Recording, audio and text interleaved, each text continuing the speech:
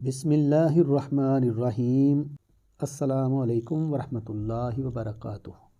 ہم سے ابو الیمان نے بیان کہا کہ ہمیں شعیب نے زہری سے خبر دی۔ انہوں نے زہری سے پوچھا کیا نبی کریم صلی اللہ علیہ وسلم نے صلاۃ خوف پڑھی تھی؟ اس پر انہوں نے فرمایا ہمیں سالم نے خبر دی کہ عبداللہ بن عمر رضی اللہ تعالیٰ عنہ نے بتلایا کہ میں نجد کی طرف نبی کریم صلی اللہ علیہ وآلہ وسلم کے ساتھ غزوہ ذات الرقاع میں شریک تھا۔ دشمن سے مقابلہ کے وقت ہم نے صفیں باندھی۔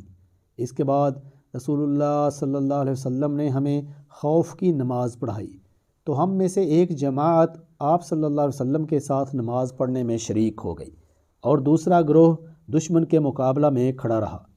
پھر رسول اللہ صلی اللہ علیہ وسلم نے اپنی اقتداء میں نماز پڑھنے والوں کے ساتھ ایک رکوع اور 2 سجدے کیے۔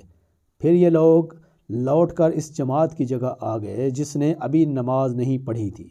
اب دوسری جماعت آئی، ان کے ساتھ بھی آپ صلی اللہ علیہ وسلم نے ایک رکوع اور 2 سجدے کیے۔ پھر آپ علیہ الصلوۃ والسلام نے سلام پھیر دیا۔ اس گروہ میں سے ہر شخص کھڑا ہوا اور اس نے اکیلے ایک رکوع اور 2 سجدے ادا کیے۔